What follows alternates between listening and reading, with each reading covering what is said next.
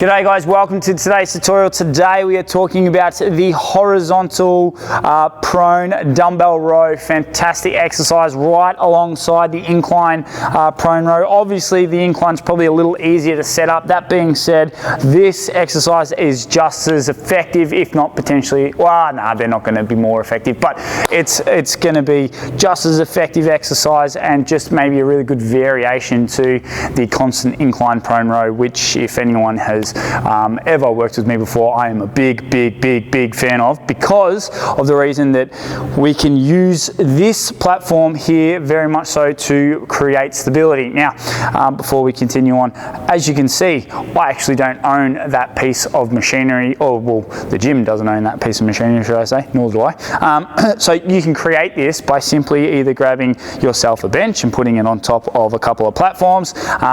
We don't have any U-shaped benches. I strongly suggest that you do use a U-shaped bench.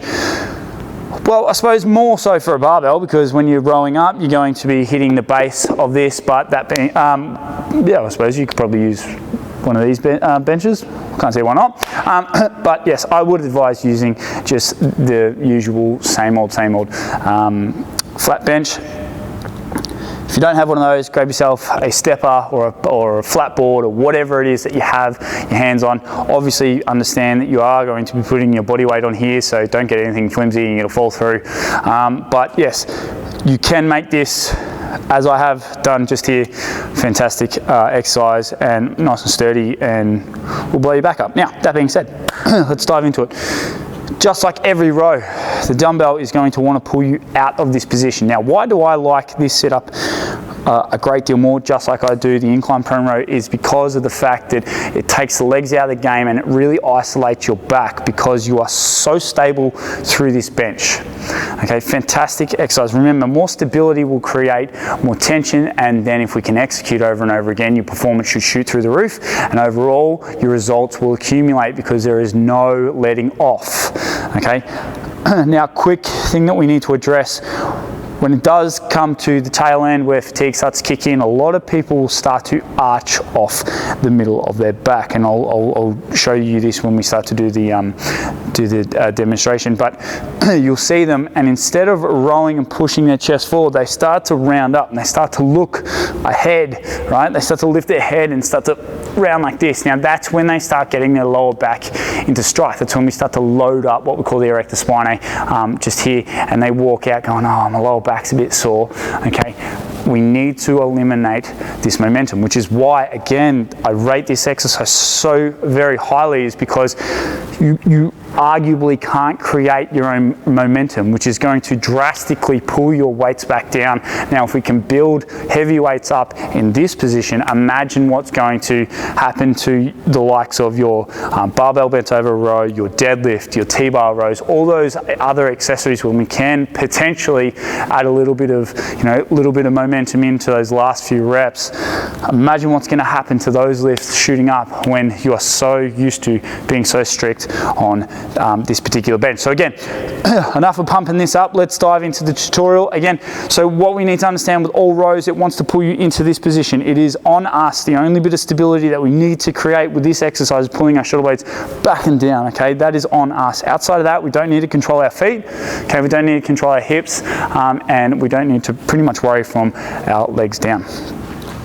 And something to be aware of: if we are doing this particular exercise, we need to be aware of the way in which our elbows are traveling. Now, whenever I do a row, I'm thinking 45s, and the reason I want to do that is because it just opens my elbow up a little bit more. Now, why would I want to open up this elbow joint? If I row too high, if I row to my chest, okay, and I keep them tight, you can see how bunched up this elbow joint is, and really how lack of retraction I'm getting from this position here, okay?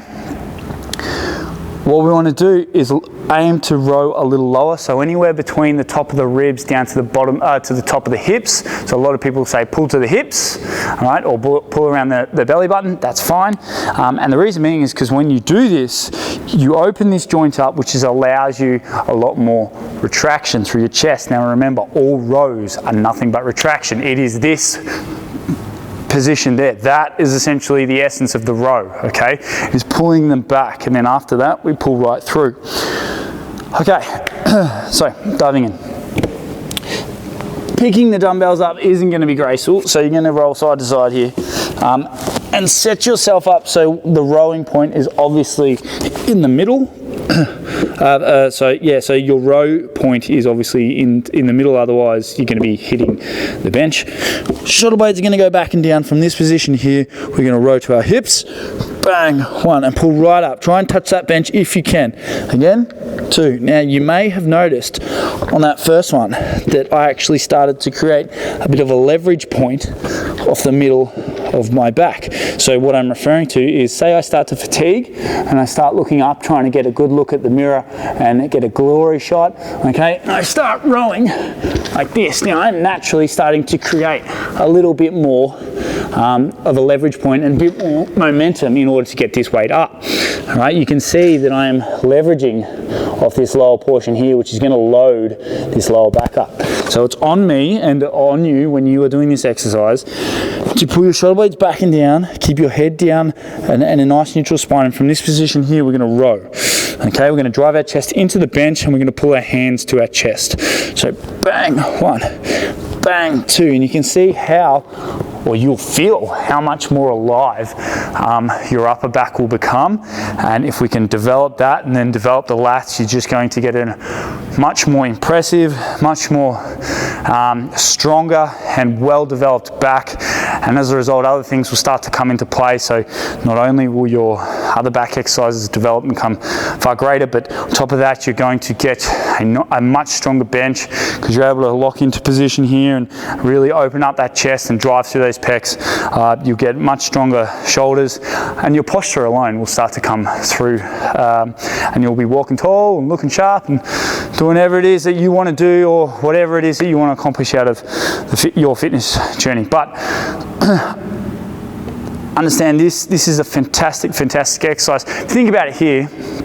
How often do we do a press that we lay flat and we press in this position, but how often do we then reverse that same process and lay completely flat and row? Very rarely. We're always somewhat on a bit of a 45, somewhat taking that entire load off the upper back.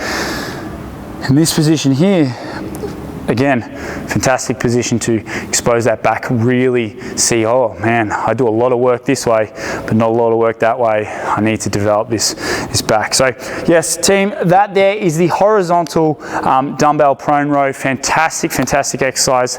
Cannot give it bigger raps. This and the barbell, fantastic exercise. So I hope you picked up a few tricks and tips when it comes to this tutorial, and go and chase those gains.